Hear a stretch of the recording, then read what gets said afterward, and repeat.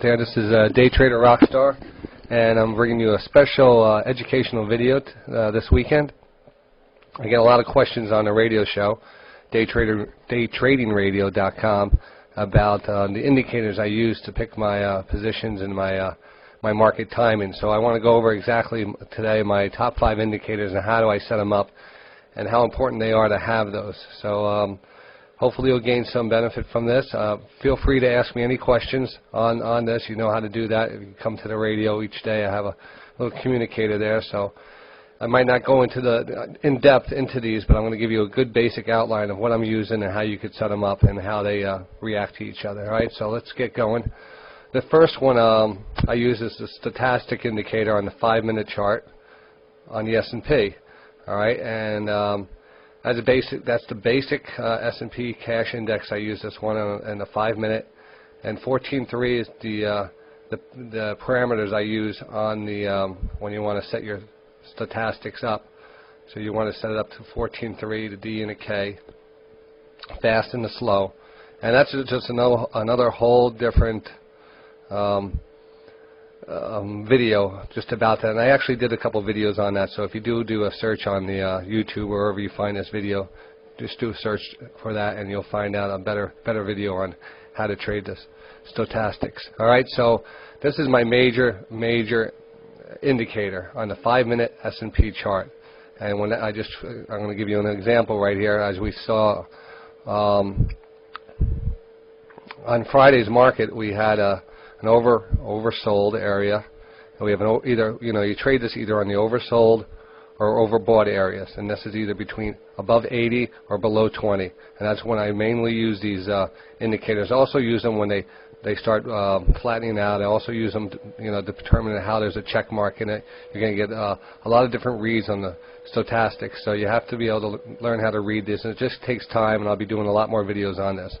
But in this case, and this is what, actually around 12:30, 1 o'clock, actually around 1 o'clock, I was seeing an oversold indicator on the stochastics, and I'll just line this right up here.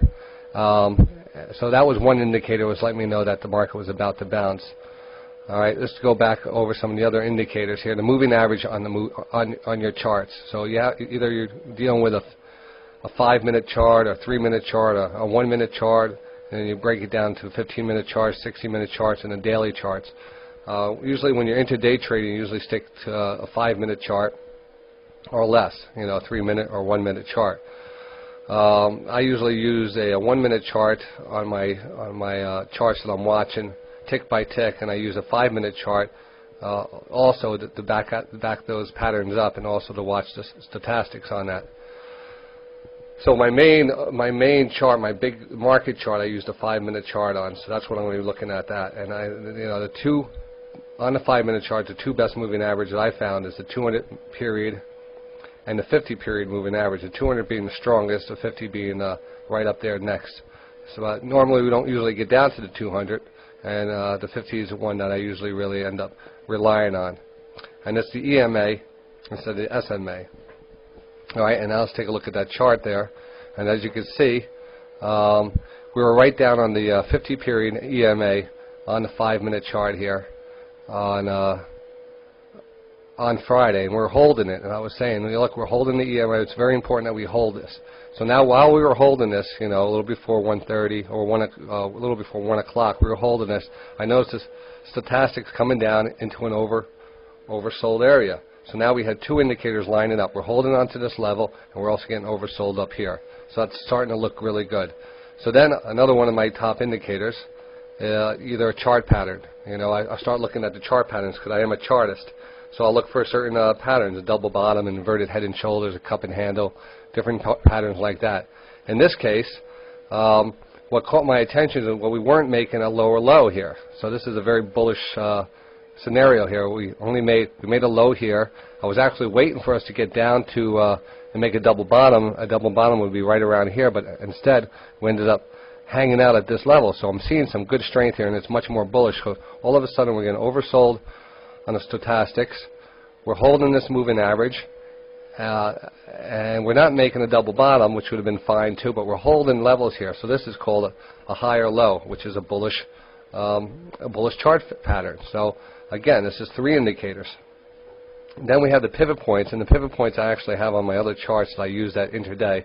And I'm not, I have that. I don't have that up, and I haven't checked that, but it's very important to know your pivot points. Again, there's some videos out there on pivot points. Just check them out. I'm not exactly sure how the pivot points were lining up on this trade because I don't have those other charts up there just to check them right there. But I'm sure we were right on one of the pivot points, and it was going to show us some support. And my last topic of my indicators is the time of day indicator. And during the day, there's certain time periods when the market makes these moves. Of course, you have your 9:30 open where you usually get a move, and then you have your 10 o'clock reactionary, either reversal or a change of trend at 10 o'clock. So 10 o'clock is usually a good time. Then another time we have is, well, there's a lot of people look at different times. I usually look at the 10 o'clock hour. And then you look after lunch hour, usually between 1 and 1:30, you start to get a move. And then you have the 2:20 market, and that usually happens between 2:15 and 2:30. You usually see a nice move in the market.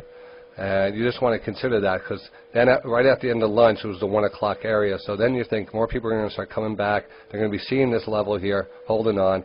And then and something was going to possibly happen here. So then I was saying, it looks like everything else. There's other factors too you want to watch: relative strength, trend lines, certain type of candlesticks, and general market time and feeling the pulse of the market. What I mean by that is, if you trade each day, you start to get a feel of how the market's reacting each day. If the market feels like selling off at the end of the day, you might feel that. Then you get used to like certain times of the day when market starts to buy and sell and it goes into a wave. You actually start to become one with the market. It's kind of a Zen-like feeling, but I know some of the people out there understand it because they are, they're in the market each day. So that's something that you have to just learn to understand and stuff. So as you see, this is the trade we had on Friday. It was a perfect setup. We also had that trend line right here. And at 1 o'clock, everything was holding strong. We had that bounce, and I actually called that bounce before. I said we're going to get a big bounce here. We're probably going to get a big rally, and we did. We bounced up right through the trend line. Everything triggered. Stochastics jumped up, and then once we got above that 50-period, the 20-period moving average, you probably could have just traded this one right up with your stop at the 20-period moving average. So it's very important. I wanted to get over those important indicators for you and make sure that you understand each of them and how I do my timing during the day. And I hope this helps you out. Any questions, you can definitely get back to me on that. And again, I didn't go into depth on all these, but I will go into depth in later videos. I just wanted to give you a basic outline, a little something to think about over the weekend, and hope this helps. All right? So I'll talk to you soon. Definitely see you on Monday morning.